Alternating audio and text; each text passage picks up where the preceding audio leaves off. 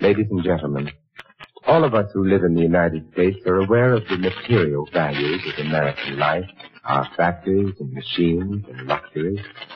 But there is another side to American life, a side made up of spiritual values. Our country was founded upon faith in God.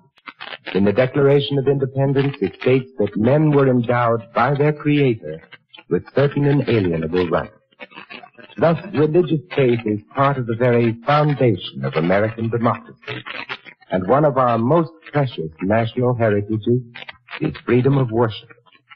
Without faith, the family and the community become unstable. Without faith, the individual denies himself the peace and guidance of religion. The doors of your churches and synagogues are open to you. The freedom to worship as you please is yours. And so America's religious organizations invite you to find yourself through faith and to come to church this week. This is Vincent Price inviting you to join us again next week at the same time for another exciting adventure of the saints. Good night. Ladies and gentlemen, there are certain things in our daily life which we take for granted. Only when we are deprived of them do we realize what precious commodities they really are. Air may become the most vital thing in the world to the suffocating man, and water to the thirsty one.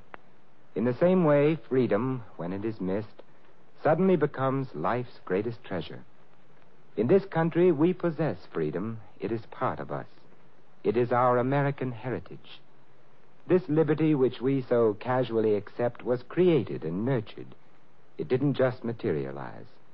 And so Americans are justly proud of their heritage, and much of the world around us is fascinated by it. If we are to justify our own pride and the yearnings of those in other countries, we must make this freedom a personal thing. We must take it as it was handed to us and preserve it. Preserve it with conscious effort. That is our job as Americans, as free men. For freedom is everybody's job. This is Vincent Price inviting you to join us again next week at this same time for another exciting adventure of the Saint. Good night.